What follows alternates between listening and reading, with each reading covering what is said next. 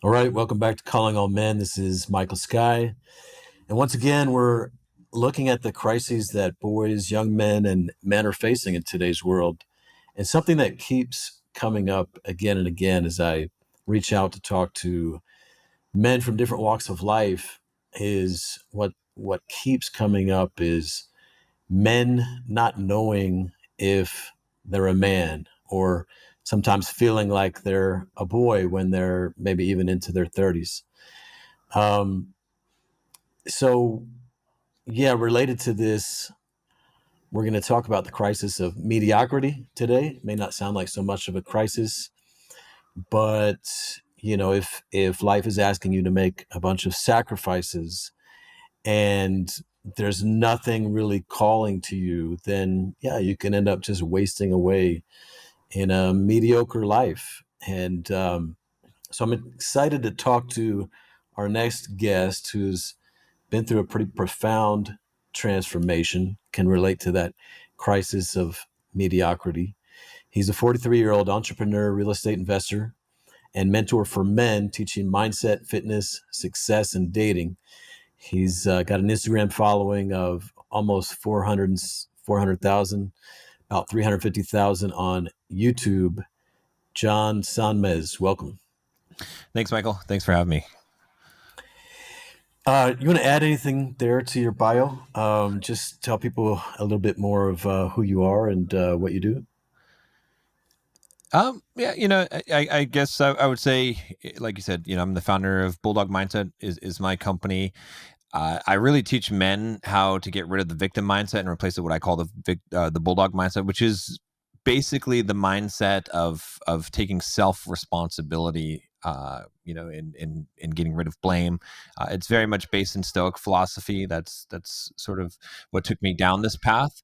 And I started out as a software developer myself. I was dorky, nerdy, socially anxious, and afraid to talk to women, and I was able to transform myself. And so I try to help guys that are in a similar situation, which is a lot of guys today, to be able to figure out how to develop self-discipline, how to build their physiques, how to have success with women, and really transform their lives in ways that they didn't think is possible. Especially, like I said, today, we are in such a weird situation with masculinity where it's so many men aren't even familiar with it at all, right? It's or in a negative light. So my mission is really to help men become men.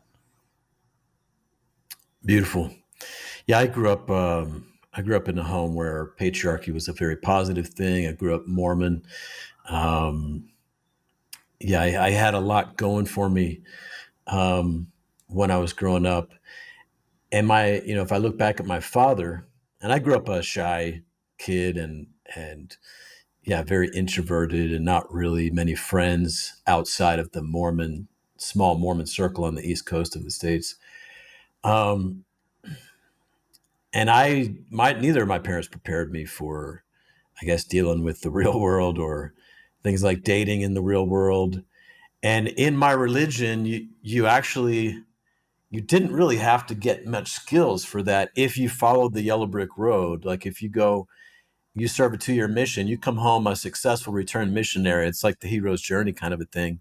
You just have ultimate status. Yeah. Yeah. So, and then inside of that religion, men are very much revered and respected and honored for their role as leader of their family. And so there were kind of a lot of, in some ways, advantages of being in that religion. But I walked away from that and I entered the dark, you know, world of people led by the devil and everything. And I had no clue how to how to exist in that world. And I'm curious, what are you seeing? You said you work with.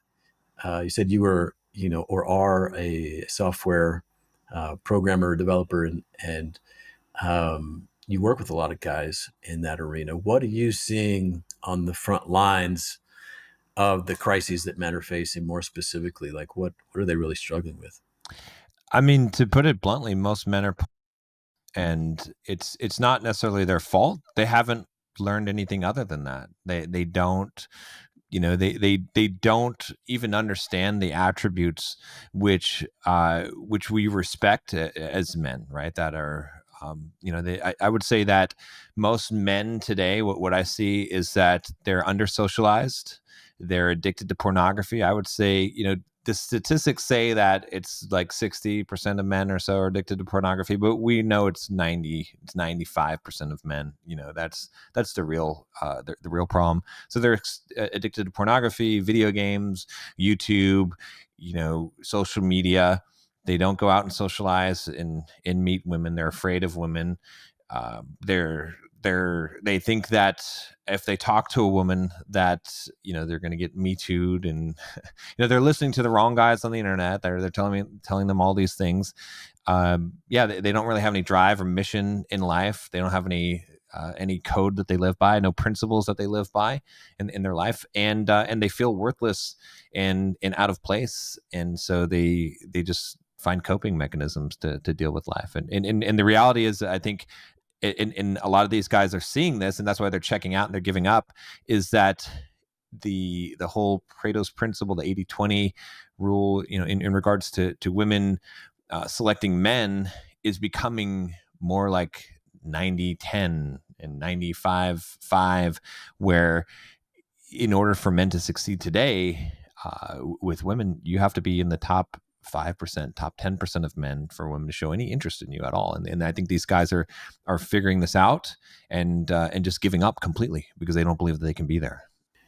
You're talking about men who are trying to find women on the dating apps primarily, right? Yeah, I mean, I think that it's kind of interesting. Is that's also an issue, which is that most guys think that's the only way to to find women today. When I was younger, and we've gone through phases like within the men's community. I think pickup was a very popular thing, and that's where I, my old school training, and to me that's just still a thing, right? That's like, you just go see a woman that you want to talk to and you talk to her, right? But I think most guys today don't even think that that's an option at all. Society has kind of told them that women don't want to be approached, and there's this whole thing. Well, if you're attractive Chad, well then women do like that. But if you're not, then it's creepy and you shouldn't do it, and you go to Yeah. jail. Right. So there's a lot of fear behind that. So I think a lot of guys are just thinking dating apps is the only thing. And then on the dating apps, yeah, absolutely. Like if you're not in the top 10% of men in looks on the dating apps, you're going to get almost no results. So Yeah, it's hard for me to even imagine what it must be like growing up as a young man in today's world. I'm almost a decade older than you, so I mean the kids today are finding porn like around 9 years old, and on laptops on the phone. And I mean I mean we had to hunt for it, and yeah, steal it. I mean right. it was you had really had to work to see a little bit. But Yeah, just it's that stash of nudie mags. I was just doing a video where I was like, man, when I was a kid, like we go into the forest and someone had a stash of nudie mags there, and it's like that's it. That's all you had. yeah, So yeah. Yeah, it was like you had to be a pirate, steal the nudie mags, bring them, share them with your brothers. I literally was one of my first money making gigs was renting nudie mags to my younger brothers. nice. Yeah. um, yeah, and I wonder how many, I don't know how many fathers that are out there that might have sons today, or even teenage sons who don't realize the magnitude of the difficulty that um, many of them are going through. I have nephews who are late teens and early 20s now, starting into their early 20s. And, when I see them like not leaving home, I'm worried about them because, mom will think that they need more of her preparation for the real world. And my fear is that, yeah, if you get too comfortable at home living under mom's roof, you're never going to know yourself as a man. You're not. I mean, um, yeah, we brought this up. We talked about this just before we started the recording here, and you talked about yeah, a lot of young guys today walking around and not even knowing themselves as a man. And I think that's one of those things, like leaving home before you're prepared, even, you know, just heading off into the unknown to make something of yourself is a great kind of self initiation in a way. It's something you can do to begin to kind of define yourself, who you are in the face of fear. Um, you're not the guy that sits, at home in your mom's basement until there's no more fear. You face it, you go out there. Yeah, I think a lot of guys today are using the economy and the prices of things, and the current situation in the world as an excuse to say that it's okay for them to, it's different, right? They like to attack, say, okay, boomer, and say, yeah, you guys had it different. It's different for us. And the reality of the situation is, it doesn't matter. Like, throughout history, yeah, there have been different economic times, but in order to be a man, at the minimum, you must be self-supporting. And I've told guys this. Ideally, a man, to truly be a man, you have to be able to support other people. As but if you cannot self-support, then you're not a man. And I've told guys, sometimes guys that I'm coaching, I have to give them the hard truth. And sometimes I'll even tell them, hey, look, what I would advise you to live with your parents, even though you're 20, for the next couple of years while you're building your business. And then that'll be the smartest thing to do. But just realize you're not a man. Just realize, like, as long as you're living under someone else's house, they're paying for you. You're not self-sufficient. Sometimes it might be worth making that sacrifice strategically, right, in the long run, to set yourself up. But you don't call yourself a man. Don't pretend like you are a man when you're not, right? And but a lot of guys today, they don't even, that they see that as such an insult, that I would say that to them. And you go back to tribal days, right? A man that couldn't provide for the tribe, that was a drag on the tribe, he wouldn't be, he would not be surviving. People are not going to, going to cater to his weakness. But we are catering to so much weakness today, and making it okay. And I think men aren't realizing that, it's up to you, regardless of your life circumstances.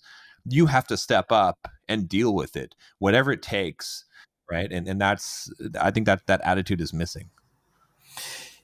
Yeah, and there's so many fatherless men. There are so many. I mean, I think usually it was, you know, back when fathers were still a thing, when people grew up with fathers in the house, it was often dad who kicked you out. You start talking back too much. All right, go. You think you can do it better? You want to make your own rules?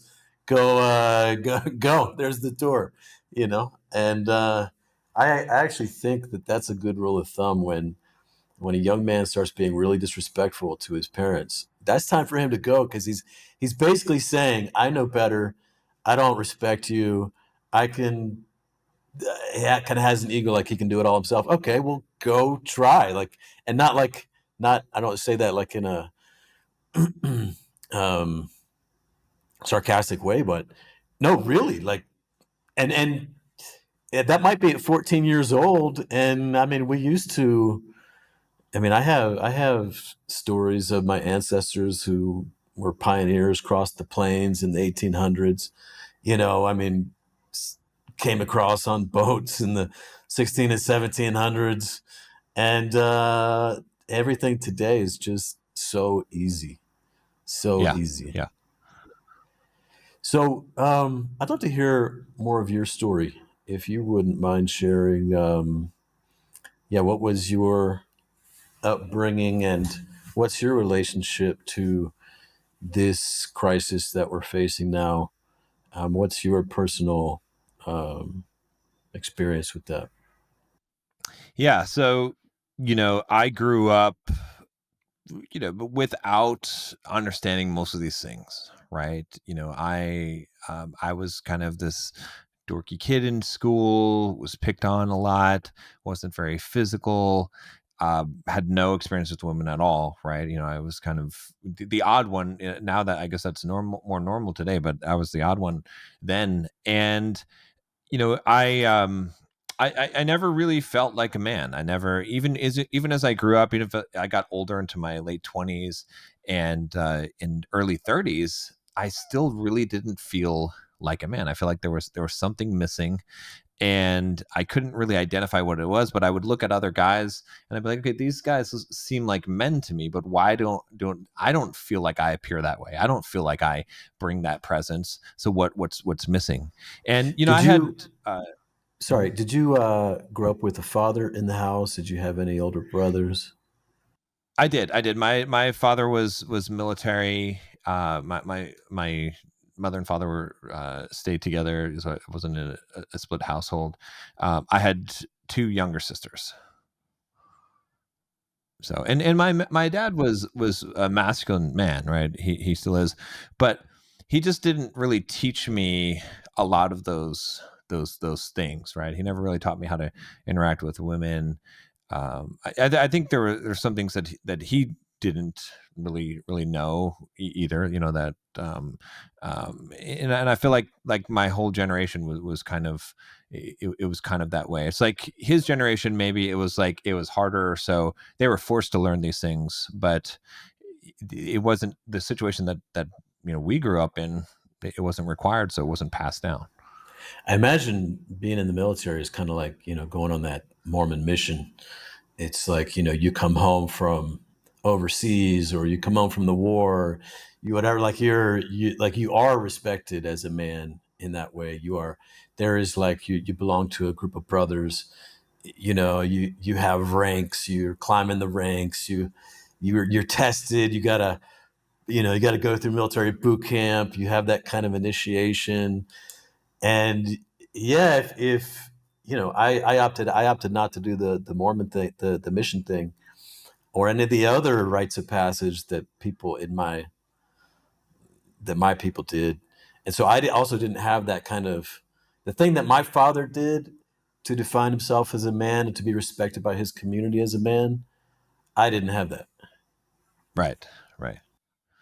Yeah, yeah, yeah. Similar to for me. Yeah. In fact, when I was younger too, when I was 21 years old, I actually got married to my ex wife, who was Mormon at the time.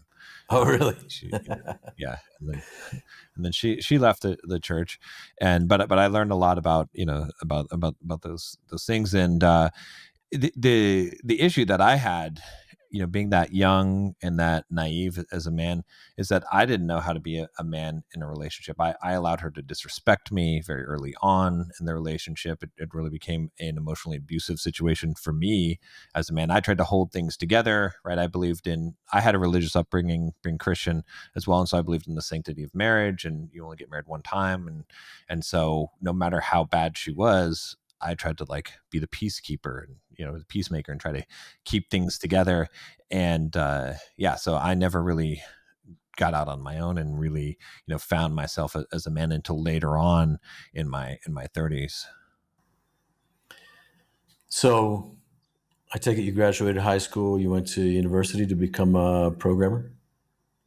I graduated high school, and then I went to Boise State University for about a year, and I was kind of Boise State, self-taught where did you programmer. grow up? I grew well. My dad was Air Force, so I grew up all around from Tampa, Florida, Alaska, Hawaii, Mountain Home, Idaho, and then we ended up going back to Boise after he got out of the military. So, but yeah, so I actually was kind of self taught for programming when I was young, but I went to school, and then I got a job during the summer after the first year at Hewlett Packard, and I was making more money than I expected to make when I got out with the degree, so I just quit and just continued on just as a self taught programmer. So Yeah, you have a couple of pictures on your website, when you're showing that, yeah, you're making money at a university, but you really do look like the quintessential kind of computer geek, like guy who's going to really struggle in life socially. And then like the transformation that you've been through is pretty epic. So, yeah, just walk us through that. Walk us through more of that journey. And you said, yeah, I mean, you went down kind of the right, the quote unquote right path in a way. You went to university, you got married, you got the job in the Fortune 500 company, you're making good money. But what, yeah, what were you really, what was the flavor of your suffering, I guess? Yeah. I Yeah. mean, the big thing for me was it was is mediocrity, right? Like we are talking about. Yeah, I was making decent money as a software developer, but I knew that I wasn't going to be rich, right? I wanted to quit my job. That's what I wanted to do, was to be financially free. But I didn't really have a good plan for doing that. I was investing in real estate pretty early on in my early 20s with a long term plan of that. But I'd get home from work and I would sit on the computer and play World of Warcraft, or and play online games, and I didn't really have a mission in life. And Was this, in excuse me, was this while you were married or after yeah, marriage yeah, or, yeah? yeah. This was while I was married, and my wife was, at the time, was pretty abusive. Like I said, she was very, and a lot of it, was also me not handling that correctly. Right, I just kept on moving the line instead of drawing the line. Right, I didn't really understand boundaries. I didn't have that level of self respect for myself, and so I allowed the apologies and just continued to do the wrong things in the relationship, regardless. So I was kind of in this place where I didn't really feel respected as a man. I didn't really feel like a man myself. I was working this job and I was just kind of, playing games and getting by, and just, a big kid, kind of, really what it was. And then what actually happened to me was the turning point, is because I got in decent shape when I was younger in high school. In the last couple of years, I sort of had a transformation there where I I was tired of being the nerdy, picked on kid. And so I went to the gym, lifted weights, gained some muscle, started doing some sports the last couple of years of high school. But it was sort of a fake outward transformation.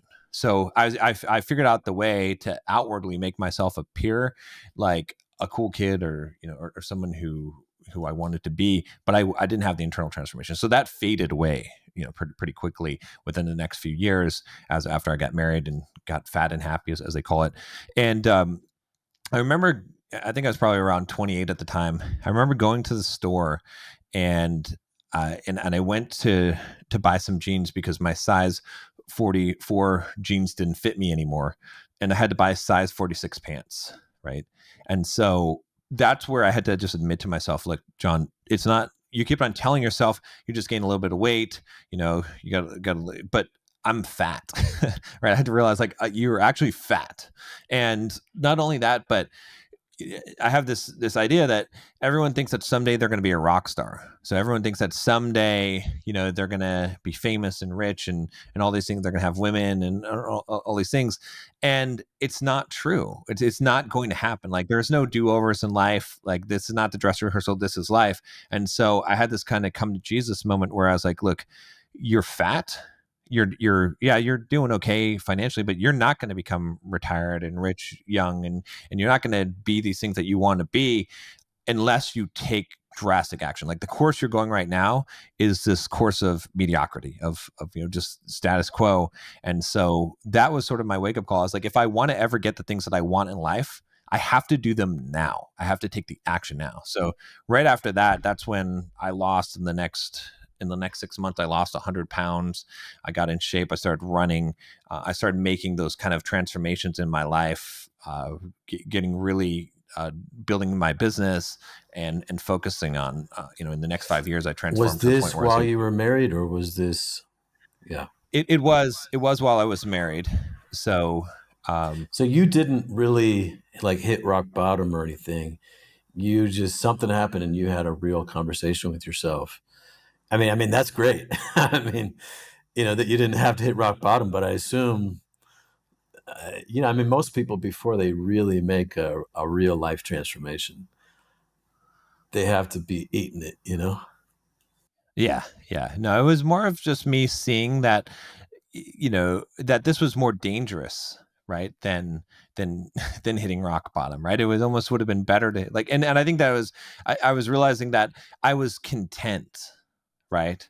So I didn't have the hunger, and so because I was doing okay, I realized that that was like being asleep, like I was complacent, and that scared the out of me actually, because I realized that like had I not had this thought that came into my head, this one moment when I picked up those size 46 pants, I might have lived the rest of my life in this dream and had my life pass before me. So that was the scary, I have this analogy today that I think of when I tell guys about this, and it's like, most people, it's like, you're sitting in the back seat of the car duct taped, right, and someone else is driving it, and that's your life and you don't even know it.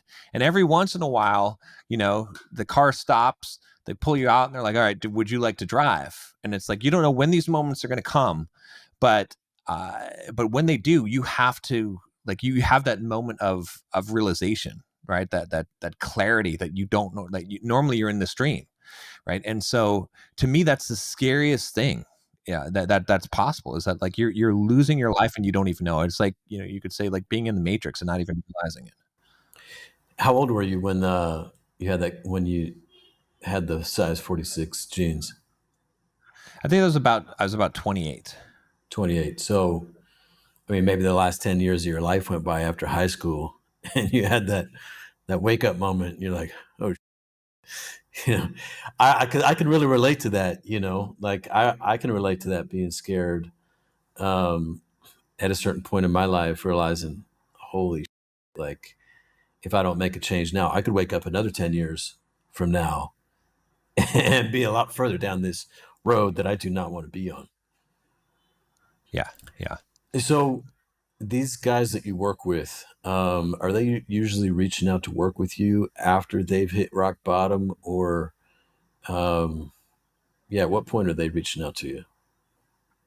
Yeah, that's a good question. I don't think that I think most of the guys haven't hit rock bottom either. I mean, some guys I've talked to have hit rock bottom, but I think it's guys that heard the call, right? That just like me, they're waking out of their dream state and realize that they need to do something if they want to accomplish what they want in life, right? And again, it's like I said, it's like the phenomenon I call it is everybody thinks they're going to be a rock star someday, right? It's like you see fancy cars, you see hot women, you see things that, and you just kind of almost feel like, well, someday that will happen for me, and but that's a false reality. That's not, it's when you realize that that's not actually true at all. Like you're probably, like, the road you're on right now, you're probably just going to be mediocre and you're just going to, just not do anything, not experience amazing things in life. That's a you know to me it's alarming, and I think a lot of guys, when they hear what I'm talking about, they start to realize that that's true, right? And I think part of it too is that because I came from the background that I came from, where I was this nerdy, dorky guy and socially awkward, and didn't have any experience with women or success, that I was able to transform my life. Then they start to realize, oh, maybe I could do it. If he could do it, maybe I could. And so then once they see it as a possibility, that's when I think then they want to take action, because most guys today, I feel like they don't even believe it's a possibility for them. Yeah. Yeah, I think that's really powerful. You being able to tell your story like you do in a really kind of transparent way, and show you maybe at your worst, and then show like how far you've come. It's like, okay, this isn't some guy just who was born with all the advantages and still has the advantages, you know. um, so let me ask you this: what were you talked about getting in shape, but what were the experiences that you had that started transforming this sense that you weren't a man, or that you were like a 30-year-old boy or something, to feeling that sense that I'm a man? Yeah, so actually there's kind of, there was three transformations in my life, three major ones. The first one, like I said, was in high school. It was temporary. The second one was just a more of an internal transformation of discipline and work ethic, and getting in shape, getting motivated, taking action. But the third one, which is the most important one, was the transformation of masculinity. And that happened probably when I was around 35 or so is when that started to happen. And that's where I started to feel like, again, I was doing these things. I was successful at this point. I was financially free at 33. So I had retired from, I had passive income from real estate, had my businesses, was making good money. By all of society's measures, I was successful. But I still feel like there was something missing. And I still really didn't feel like a man. And so I started delving into masculinity. Right? I started trying to really solve this problem. I started reading books on the subject, whatever I could find. There wasn't many out there. I started just kind of exploring and just trying to figure out, what was going on. And I found that I had a lot of fears in my life. That I was afraid. I was afraid to fly in airplanes. I was afraid to go on roller coasters. I was afraid to talk to women, and I realized that what I was doing was that I was making excuses for myself. It's around this time too that I started to explore Stoic philosophy and started to get into that. I read a book by Ryan Holiday called "The Obstacle is the Way," and that really got me onto Seneca's letters to Lucilius and down that rabbit trail of Stoic philosophy. And I realized that what I was doing was I was making justifications for myself, and I was calling myself confident. I was saying that I was good with women, but I was afraid to talk to them, right? And at this point, just to put things into context too, things get a little bit dark from this part of the story. So I was still married. My wife at the time, she was pretty abusive. I had a daughter, and she was very abusive to our daughter, right? Which was shocking to me. And at some point around this time, I had enough. I couldn't leave because I was afraid that if I left, she would take it out on my daughter, and I did to protect her. She was young, so I kind of made was probably a poor decision, which is to step out of the marriage myself. I figured, okay, well, I'm in this trap situation. My life is miserable. Like, she's making my life miserable. I'll just do what I want to do, and I'll still take care of the family financially and these things. And so, um, as I was kind of struggling with these masculinity issues, that's where, I kind of came to this conclusion. I remember actually, what sort of spurred this was I went to a Tony Robbins seminar called Date with Destiny. And I remember he said that the quality of your life is in direct proportion to the amount of uncertainty you could comfortably live with. And I realized that what I had done with my life up to that point was I had built certainty. I had built these walls around me, these financial walls, these emotional walls. I had created this protection, and so the quality of my life had diminished because I was trying to protect myself. And so I decided after that conference that I was going to live my life however I wanted and accept whatever consequences come from doing that. And as part of that, what I ended up doing was I started going through this other transformation, this real deeper transformation, where part of that transformation was something that I call killing your father metaphorically, right? Which is basically to say, look, I don't care about my father's value system. I am my own man, and I take on. I don't care about his judgment or condemnation. This is I'm taking the throne now in my life, and I think a lot of men haven't done that. But I say the two big things were me accepting my consequences for my life, deciding I will use my own judgment and take whatever actions, and then metaphorically killing my father. Right? I actually had a rift with him where he was crossing boundaries and using guilt, and I cut him out of my life for some period of time. And then I faced my fears, right? I started really going in deep into my physical development, started pushing myself further, running marathons, eventually running ultra marathons, getting in really good physical shape, eating one meal a day, right? Just doing a lot of fasting. And then I faced my fears. I got on airplanes. I went on the craziest roller coasters I could find. And I started talking to women. When I saw women that I was attracted to, I would just go up and talk to them. And then eventually I got to a point where my life sort of, I found my masculinity, and I was still in this relationship with my ex-wife, but I was going out, and I was going out to Vegas, and I was picking up girls, and eventually I was teaching guys how to pick up girls in Vegas, and they're paying me to coach them. And I was living this kind of double life, right, for a long time. But it's kind of, there's this weird sort of thing. It was what I was doing, I know, was wrong, right, at that time. I had my justifications for it, but yeah, I was experiencing the most growth that I had ever in my life. I was the most spiritually strong, had the most spiritual growth in that period of time than I had ever had in my life. And I think a lot of it was because I was just figuring out who I was and going out on my own and just accepting whatever consequences came. Like, I was ready for my entire world to implode, for everything to blow up on me. And I didn't care, because I was going to do what I wanted to do and accept those consequences. It sounds to me like you were really making a stand to be true to yourself, as perhaps maybe you hadn't been in a lot of areas of your life, right? Like maybe in your relationship with your father. Um, yeah, I'm curious about that relationship. Well, I'm also curious about, so at what point did you end up getting divorced? And yeah, keep taking us through the story here.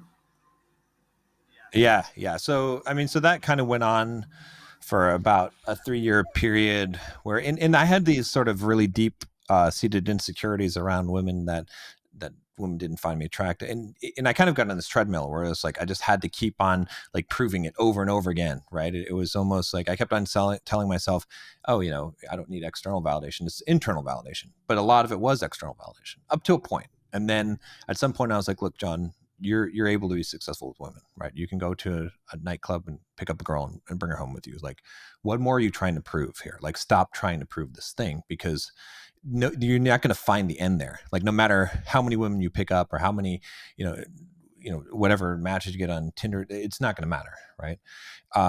So I was kind of hitting this point, and then around that time, actually, what was interesting is I went to go to Orlando to speak at a convention there, on masculinity, and I was on Tinder, and I met a girl, uh, and my usual thing was just to just meet up with her, hook up with her, right, and then but this girl was very different, right? It was I don't know, just when I first met her, I felt something different, right? And I'd kind of become jaded, right? Because of my relationship with my wife at the time, and the abuse I had been through.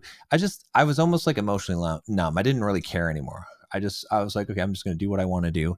But for some reason, I felt like when I met this girl, that things were different. I didn't even really care about sleeping with her. I was like, I just kind of want to be with this person, which was just such a strange thing for me. And so what ended up happening, and again, like this whole thing, I guess I should give kind of disclaimer. It's like, I'm not condoning my actions, right? I mean, yes, it was good that I did step out on my own, and that I did find my masculinity, and start using my own judgment as a man, and accepting the consequence for my actions. But it was not good that I lied, that I deceived people, right? It was not the noble or the honor. It lacked honor, and integrity. What I did, I should have just left, and then found myself, as opposed to the destruction I caused by this. But anyway, so I met this girl, and we hit it off. We while I was there, we saw each other a few times, and then and I said, oh, okay, I'll see you again. But I came back. I continued to do my thing in San Diego, and then about like 5 months later, we kind of stayed in touch, but we went on this trip to Mexico. And at that point, I was like, okay, I'm in trouble. Like, I really like this girl. I've been seeing all these other women, and I never thought that I would want to ever be with someone again. Like, and I'm currently married. I'm in this situation. So I was like, and there's no way this girl would want to be with me. Like, when I have to drop the bombs on her, like, I have to tell her, all right, I lied to you. I'm actually married right now. I have a child, right? I have a vasectomy, so we can't even have kids. So it's like, but it's something after that trip. I just knew that like this was worth pursuing.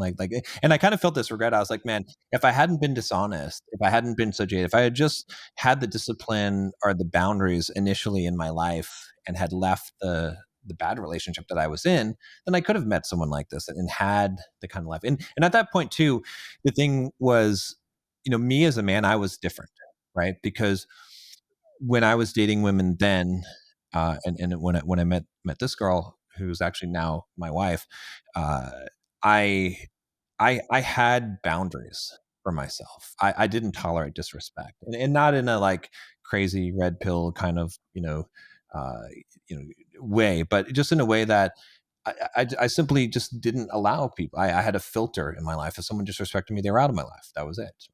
Right? And I emanated that, I think. And so it set the tone for the relationship very different than my previous relationship. So so to make a long story short, what ended up happening was that I went back to San Diego, and I had decided that I was going to take this risk, because like regardless of what happened, I realized that I lost opportunity to have a happy life. Like I had kind of settled for this life. I felt stuck in this situation because of marriage and believing. But I felt like the right thing to do now would be to sever this and then see where this new thing went. And so so I went back. I told my wife that I wanted a divorce, and I flew to Florida like a few weeks later, and started my new life. But it gets complicated there. It's like I was a father. My daughter's 12 years old now. She was 9 at the time, and I just I was at this really weird place where I was just so numb from everything in life that it didn't really register all these things with me. And after I had been with Nicole for about, was it like 4 or 5 months, I started to feel just for the first time in my life, like all the guilt from what I had done just boom, just hit me. And I just felt like the lowest that I had ever felt in life. I had this perfect girl, amazing woman, totally respected me, would never raise her voice at me one time, right? Living the perfect relationship that I had. But I I had this kind of crisis, and I panicked, and I got a plane ticket, and I went back to San Diego, and I tried to get my family back. And and it was like, and it was too late then, and it wasn't even a good thing. I didn't push as hard once I had realized what I was doing, and I was like, okay, that's probably not the right thing to do. But I ended up breaking Nicole's heart. She, because she had been nothing but good to me, and I felt bad about that. But then finally I came back to her and said, all right, I'm done with that. Went back to Florida. And then a few months later, just like the guilt never left. Like I just felt so bad about what I had done and how many people I had harmed and hurt for, and eventually I made the decision, and I was like, look, I have to just go back to San Diego and just be a father. So I ended up leaving Nicole again, went to San Diego, by myself, started, seeing my daughter, and ended up taking her part time, half the time. And then Nicole ended up actually flying out to San Diego because she really wanted to be with me, even though I had left her twice and broke her heart. And I mean, I can't even imagine what it must have felt like on her end of the situation, especially knowing that I was lying to her. She was like a participant in this adultery that she didn't even know. It's like, so because she didn't even know. Like when I had told her, she had no clue of any of these things, but she was so in love that she accepted that thing. So yeah, that's where we ended up, was that now she came and moved with me in San Diego. She's a wonderful mother to my daughter. We got engaged last year, and then we got married, and we're having our actual ceremony this year. But in fact, that's where I was gone for the last 3 weeks, was on our honeymoon. Okay, But she's a congratulations. perfect, yeah, yeah. But yeah, perfect relation. It's but a lot of lessons that I had to learn. So Yeah, what strikes me about it is, I mean, the way that you learn through experiencing and taking a bunch of hits, feeling the guilt, trying to make up for it, do the honorable thing. And I think so many of us men are in this kind of situation now because we don't trust the older generation of men to show us the way, right?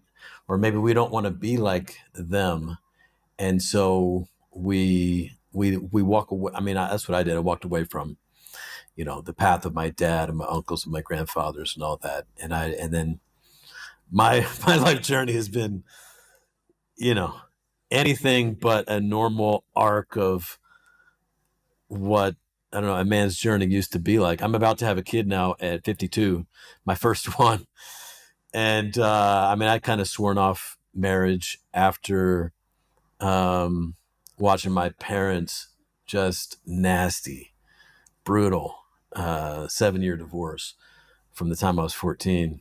And yeah, but still trying to find my way, guide my life by honor, like that's still a calling, right? Guilt and shame moves you away from guilt and shame, and honor, what feels when you feel like you're making a good stand or you're doing the noble thing, that feels good. And coming, like, navigating our own lives, it feels like so many of us are in this situation now. And um yeah, I think something interesting about your story is that a lot of it sounds like really self, just just you figuring it out, reading books, going to the Tony Robbins course, taking some risks, and yeah, navigating your own way. So what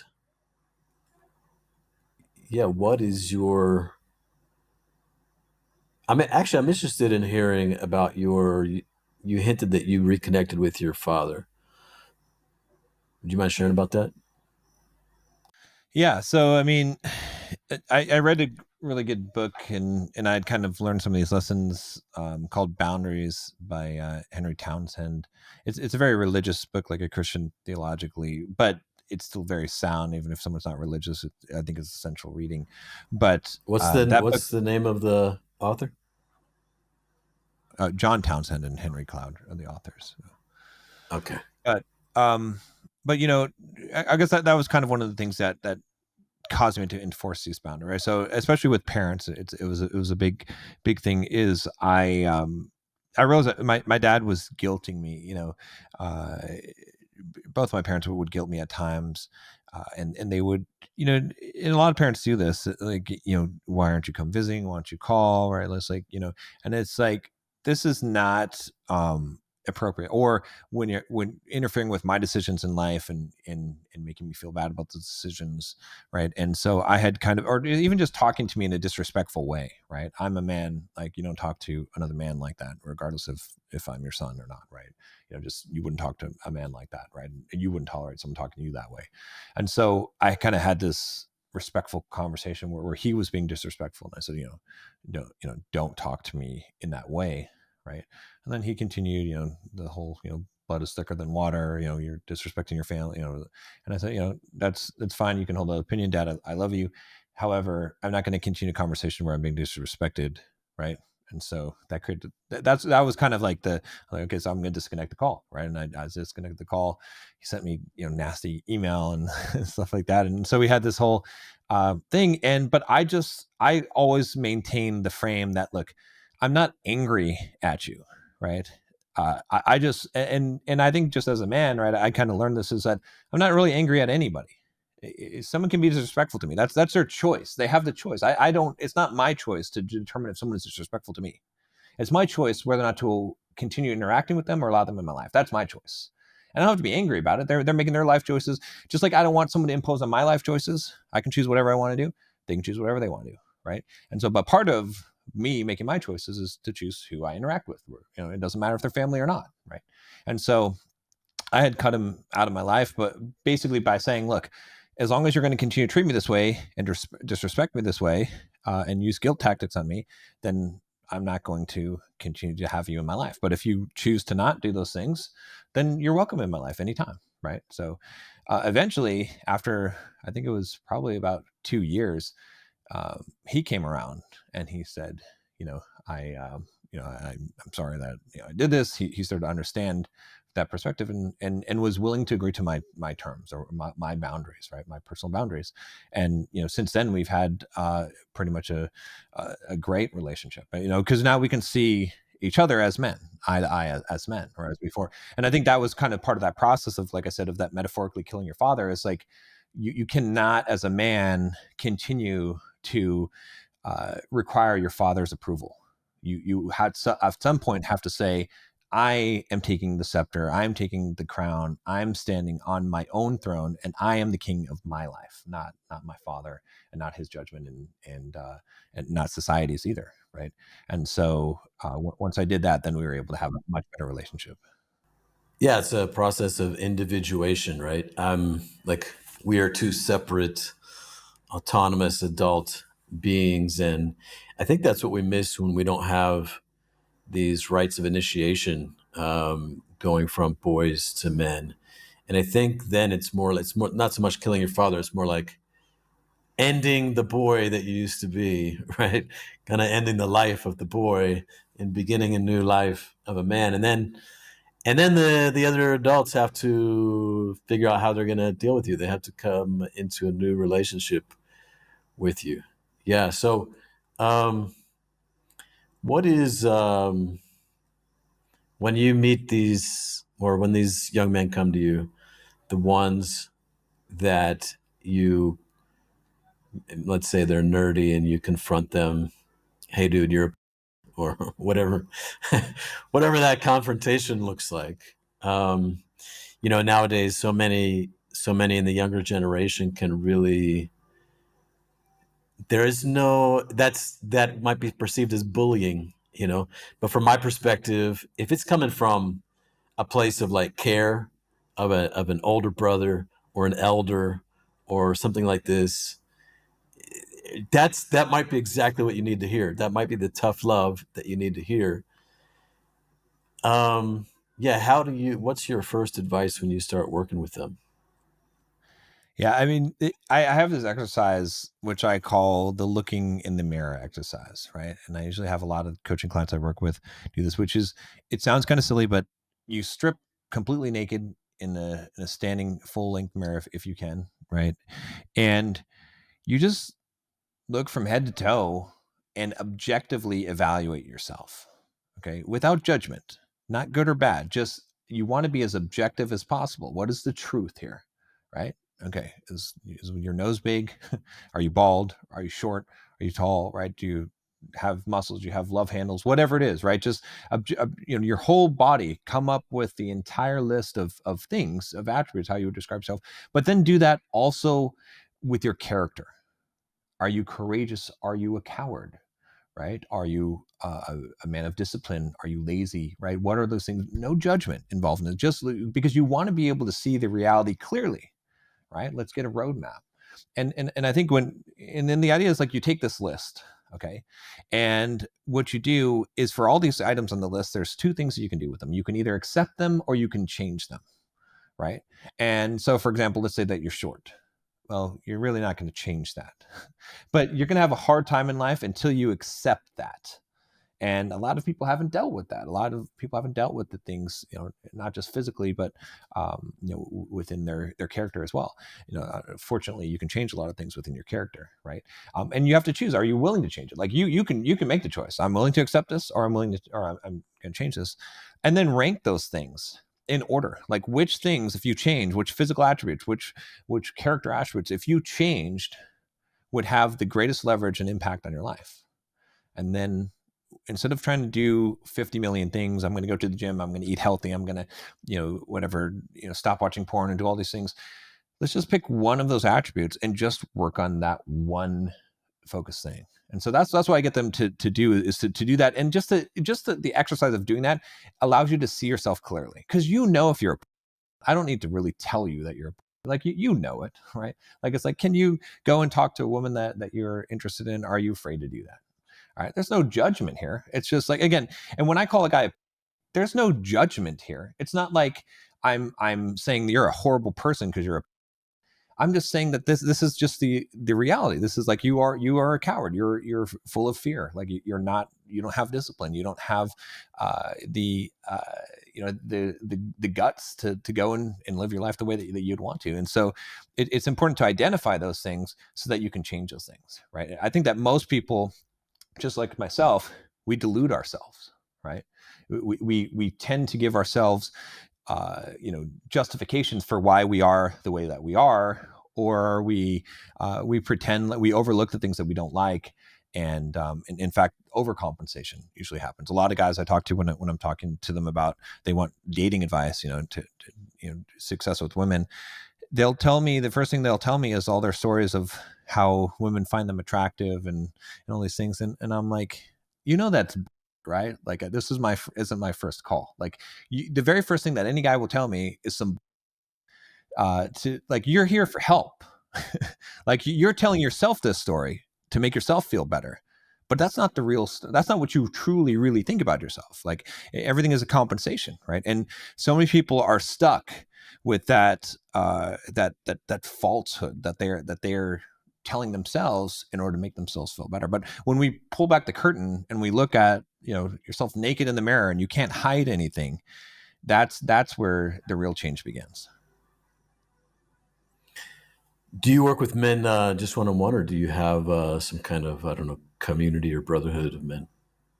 Yeah, I do one-on-one coaching. I don't do as much of that as anymore. I'm trying to kind of phase that out because it's not very scalable. But I have a membership, a Bulldog Mindset membership, where people can we have a community, and then I do some group coaching for the higher level type of financial freedom stuff. And a lot of the content though is most of the stuff I put out is just free on YouTube and on Instagram and things like that.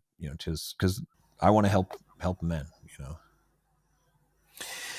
Yeah, I'd like to talk about.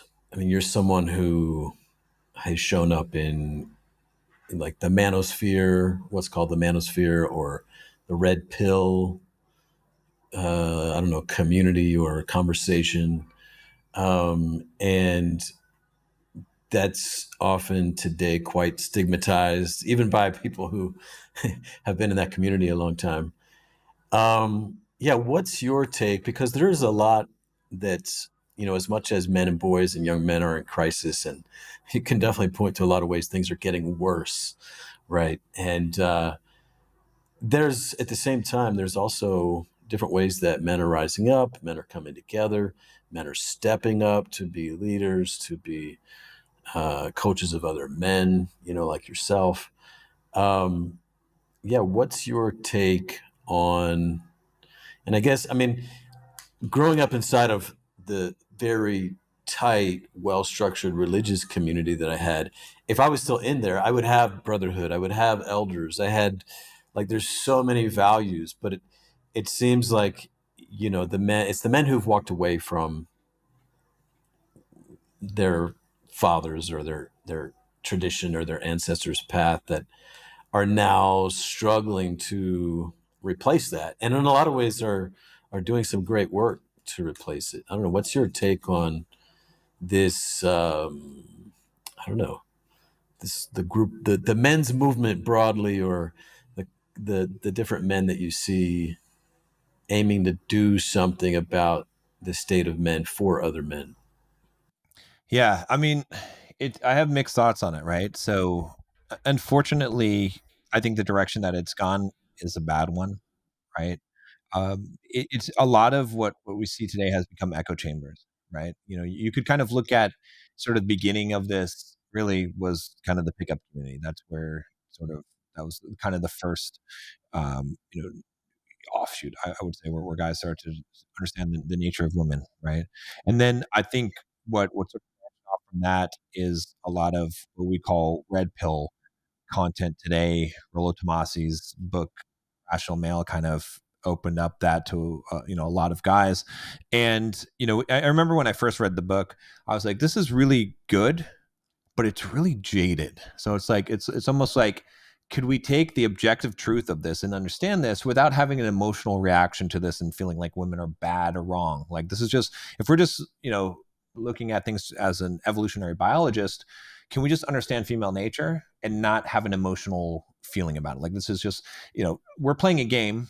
We don't know what the rules of the game are. Someone's just given us the rules of the game, and the rules don't look very nice. But now we're in a better situation than we were. So we shouldn't be upset that we were playing the game and we didn't know what the rules are. And now we know what the rules are.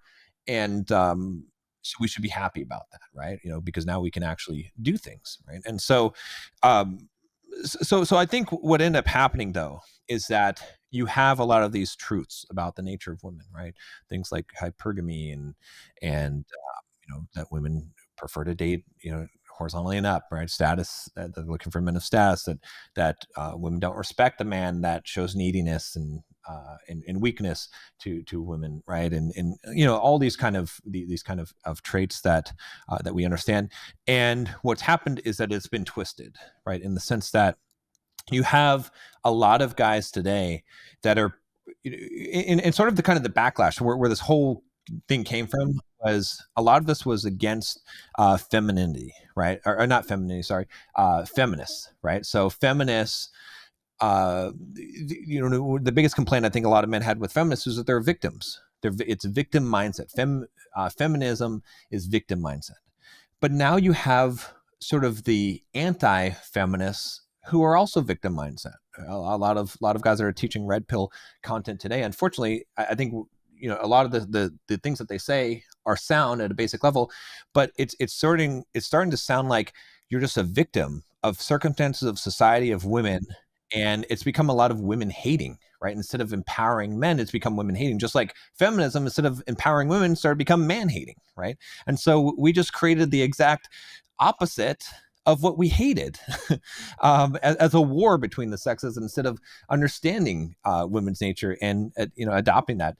And then you kind of have these offshoots of these guys that are doomer, black pill kind of ideology, where they're like, okay, well, women are, again, this is more hatred towards women, or the nature of women, and hating reality, and instead of using these rules, but saying you have to be this attractive Chad guy, or women only care about looks, and if you're not a good looking guy, you have no chance with women. And that's not true either. And a lot of guys, young guys, are getting into this, and then they're feeling like there's no point in life, because there's no way that they're ever going to get a girl, or they're ever going to have a family. And so you've got, and unfortunately, right, these messages, both of these messages, those are the messages that sell, right? Because I guarantee you, if I make a video and I'm like, this is why you shouldn't date single mothers, it doesn't matter what I say in that video is going to get a lot of views on YouTube, right? Or if I say, this is, these are the toxic traits of women, that will get a lot of views on YouTube, right? I'm not going to create that content, because that's not healthy content, right? But if also I say, make a video that says women will only date the top 10% of men that are attractive, or you have to have this attribute in order to be attractive, and those will also get a lot of views. That was popular. So what we're seeing is, instead of having a really objective sense of what it is to be a man, being a man is defined by a woman, by in relation to a woman, right? And masculine, in a lot of what we're seeing in the men's community today, in the quote manosphere and stuff like that. And there's a lot of drama that's going on in that space. And I feel like overall the message that men are getting from the men's space in general, right? Even though there are some good guys that are stepping up, a lot of times those voices are being drowned out, because they're not providing the drama that a lot of men want, right? Or justification, right? It's so much easier to tell a guy. If I tell a guy, look, you're being a okay, you need to step up, you need to start going to the gym, get discipline yourself, okay, and start taking responsibility for your own life. Stop being a victim. Stop believing that it's other people's fault. It's your fault. You are the one who's in charge of your life, and you're the captain of your ship. That message is not as well received as, hey, let me tell you, it's not your fault. Women in society and Hollywood, it's their fault. That's the reason why, like, you're set up to fail, and there's nothing you can do about it. That's a message that resonates. That it's a justification that men want. So I think we're kind of in this really weird situation where it's good that men are stepping up, that men are realizing that there's a lot of lies that exist in society, and the whole woke culture and stuff, but they're doing this a lot with hatred, right? Whereas my whole thing that I believe is that the greatest gift that a man can give in this world is love, right? And that is, even if you look at Jesus, right, or whether you're religious or not, right? What is the what does the Bible say? Is that the greatest gift a man can give is to lay down his life for another, right?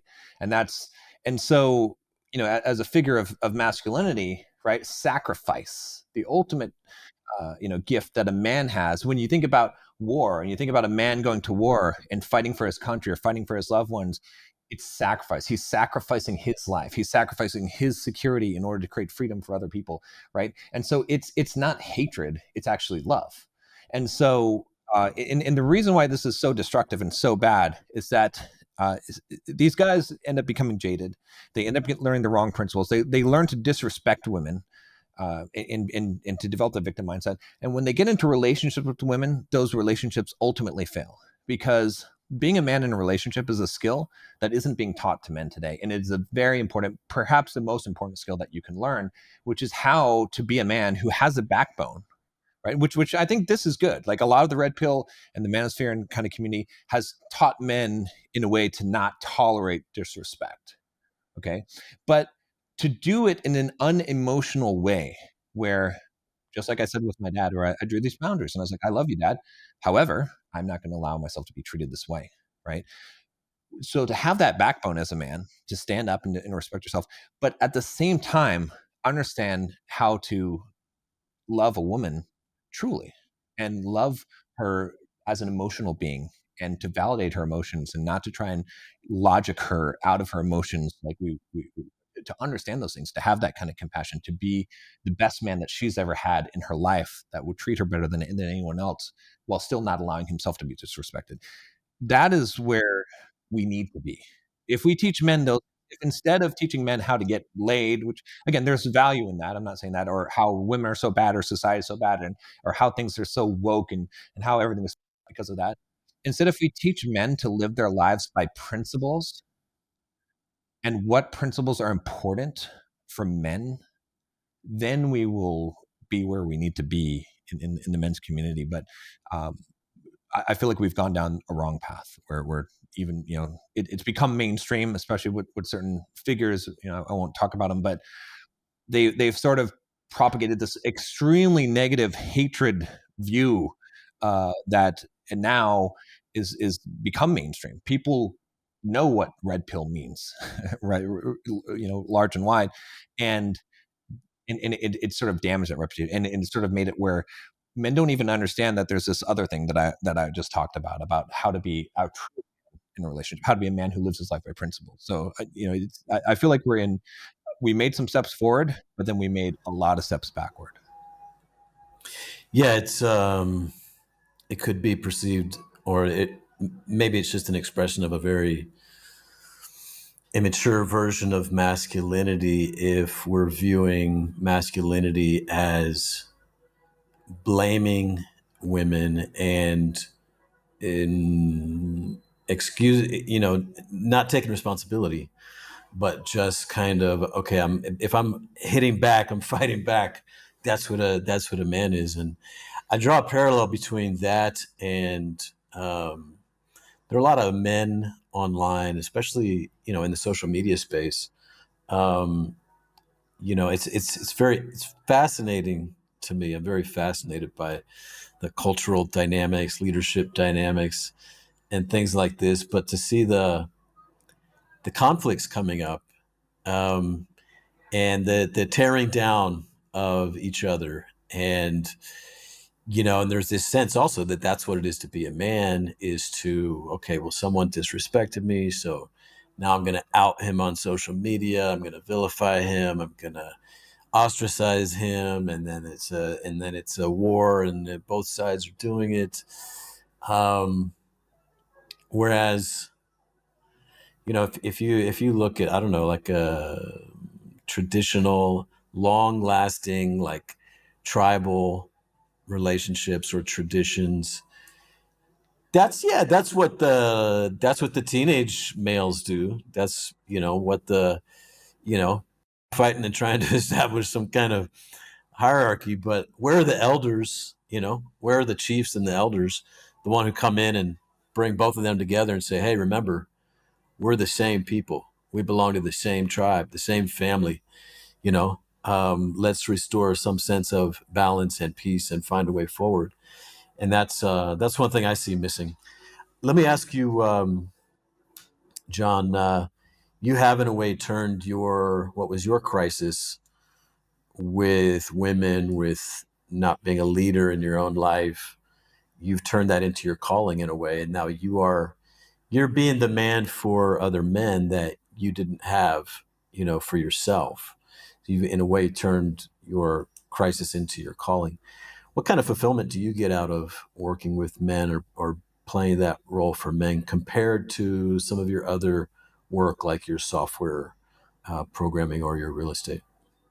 Yeah, I mean, it's hard. Like, you know, I enjoyed doing the software development, and the solving the problems and creating things. I think it's an act of creation. But this is like, all of the problems in society are rooted in men, right? Like, the weakness of men is what I would say. Like, that's just, I'm sure you've heard the quote of, hard times create, or weak men create hard times create strong men create good times create weak men, right? And that cycle continues.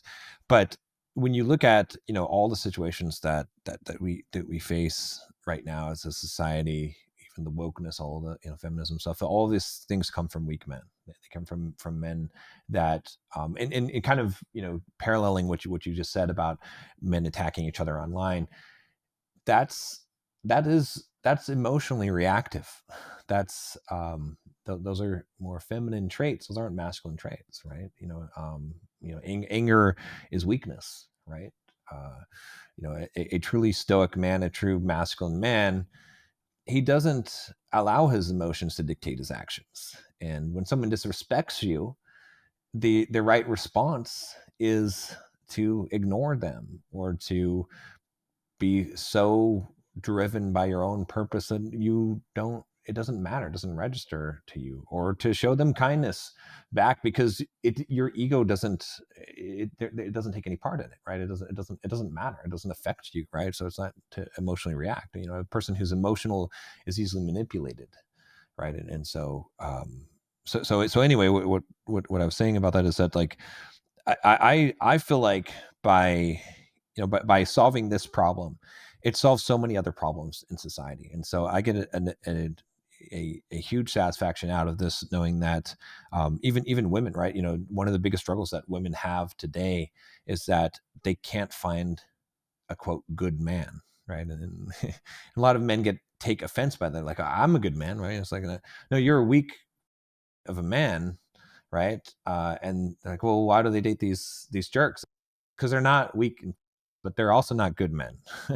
So it's like, how do you be both of those things at the same time, right? And yeah, I mean, I guess, like, I see this as the most important work that can be done right now, right, in life, because family, the nuclear family, is in danger, right? All of our society is in danger because of weak men, because men don't understand how to be men in relationships, how to live their life by principle, how to make sacrifices, and and it causes a whole host of issues, right? I have a daughter, I have a 12-year-old daughter, right? I think, what kind of man, like, it's such a bad situation, right? If you look at the dating market today, and where women are, what's happening is there's a cycle that's going on, which is that women, because of Instagram and OnlyFans and dating apps, they have a very high standards for men, and they have access to top, top men of high stat. They want the top 10% of men,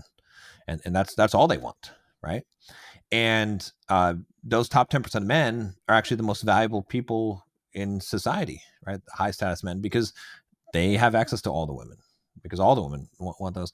But those men don't want commitments. When they have this buffet of women, these women, most guys will sleep with a lower. They have lower standards for what women they'll sleep with, but much high standards for what women they would commit to. Right? Especially when you have a lot of selection, which this arrangement of technology and social media has created that situation, and so the bottom 90% of men are completely ignored. They're completely disenfranchised. And not only that, but all of the frustrations that women have with the top 10% of men, which is the only men that women see. They don't even know that top bottom 90% exists. They take them all out on the bottom 90% of men, saying all men this and all men that. And these guys just feel completely beat up. They're like, I can't even get a woman, and women hate me. And because of that, the cycle continues. And so we're in but what is the solution to this? Well, honestly, the solution to this is to train more men to be that top 10% of men, and to get men to step up to have higher standards for women and for themselves, and for committed relationships, and to actually want to seek those things out, and build a family, and actually even to train women. Right? I think a lot of guys today, they're disenfranchised, saying, "Oh, all Western women are woke," and all this stuff. And you have this whole passport bros thing where guys are going overseas to find women, and it's like, no, the thing is, a woman in a relationship is a reflection of the man that she's with.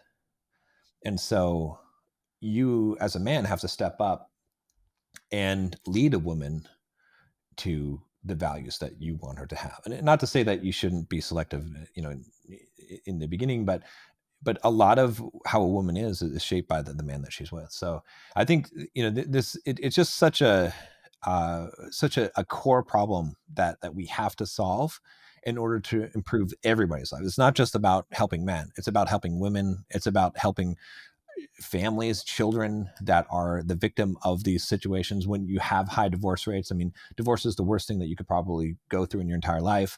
And especially children suffer the damage of that as well, right? I know this from firsthand experience. uh, like, solving this problem is so critical, because it affects every aspect of society, and affects way more than just men. Amen. Yeah. Let's make strong men. Let's make ourselves strong men and leaders. John, where can men find you if they want to work with you? Yeah, I would say the best thing to do is to go to my YouTube channel, Bulldog Mindset. Just search me on YouTube, or you can find me on Instagram, Bulldog Mindset, and watch some of my content. And yeah, I've got actually a Bulldog quiz on my website. If you go to bulldogmindset.com, and we'll give you 10 questions to kind of score yourself of where you're at in terms of mental toughness. And yeah, and you can go from there. Awesome. John, thank you so much for your time and sharing your story. Yeah, thank you, Michael.